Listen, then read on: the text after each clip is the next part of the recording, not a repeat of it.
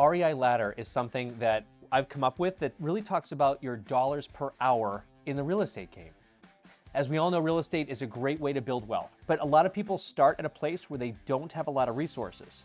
Resources meaning they think cash is their biggest resource, so they might not have those resources. In 2005, when I went through my big challenges and lost everything in my first 5 deals in real estate, I didn't have any cash. I couldn't even function in real estate thinking that, what am I going to do without any money?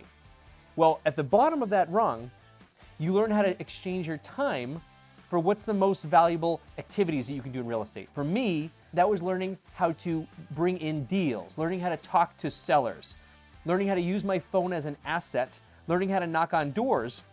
And when I met somebody who was looking to try and get deals in the Somerville, Boston, Cambridge market, I became the person that would use my time, use my phone and my energy, and I learned deal flow.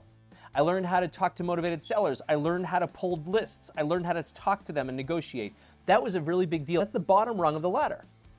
I think that's the most important piece of that ladder, to be honest with you, because without that piece, you can't scale the other pieces.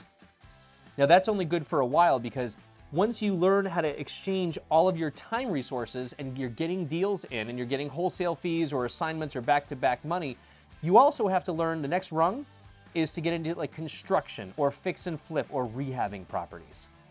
That's the next rung. You'll get a little more money than you would on like a wholesale fee because you're the one actually going through and actually hiring the contractors and actually going through the units and doing scopes of work and then holding them to budgets. But you also need this skill in order to really grow and scale the company as you continue up the ladder of dollars per hour. The third rung of that ladder is really where you start to build wealth and accumulate assets. That would be landlording or buy and hold or rentals, accumulating cash flowing assets that throw cash at you every single month. Now, the best way to get to that rung of the ladder is to already learn how to build your deal flow business, which means how to source off-market deals because you can't rely on other people in MLS, depending on the markets, to get your deals. It's good to have those construction responsibilities, the construction skills that you've learned, where you know how to hold people accountable, you know how to hire contractors, you know how to make it a win-win situation for them, because you're gonna need that if you're gonna buy real return value-add rental real estate. So that third rung of the ladder, you're getting really good at your dollars per hour because you're holding onto these assets and they're throwing off cash at the same time. You can do the same with a lot of other asset classes, like we do it with RV parks, we do it with self-storage, but multifamily or even single-family rentals, that's really your way to start building that wealth, to start building what you have to build your cash. That's really your way to start building your own wealth and having those cash checks come in every single month, whether you're working or not. Is it passive? No. It's far from passive. You hear about mailbox money, and mailbox money is fantastic for what it is, but you have to actively manage your managers if you do have a third-party management company. You have to actively manage your value-add processes if you're doing construction work or raising rents or having to go through evictions. So there's a lot of work there that's still involved. But then you get to the fourth and final rung of the ladder. And that's where you have successfully achieved turning all of your dollars per hour at its highest peak, which is private lending and capital partnerships. At the top, you're literally just lending your money out and having zero to do with the actual operations or what's going on with the property. So you vet who you're lending the money to and you vet the deals. But beyond that, they're all coming to you now for capital.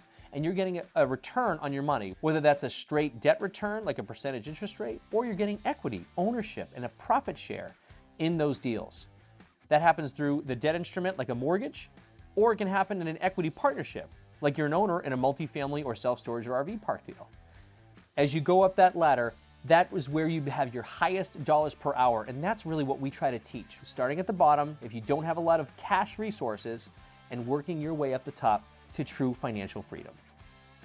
Thanks for watching that video on the REI Ladder, where we take it from the dollars per hour being at its lowest with time intensity up to where you have really passive income coming in from the capital partnerships and private lending at the very, very top. If you like this video, be sure to check out our Ignition community. We are a group of go-givers that are looking to get everyone else to that next level in real estate and in life. You can check that out at reiignition.com. We do weekly live coachings in our Facebook group, 12 noon Eastern Standard Time, and you have the recordings of all of the ones we've done in the past. There's also a bunch of digital software in that group you can have access to. But in the meantime, if you like this video, please like, please subscribe, please share, all the good stuff there, and you'll see a lot more of life and real estate stuff coming at you from Nick Aalerud. AA Real Estate. See you soon.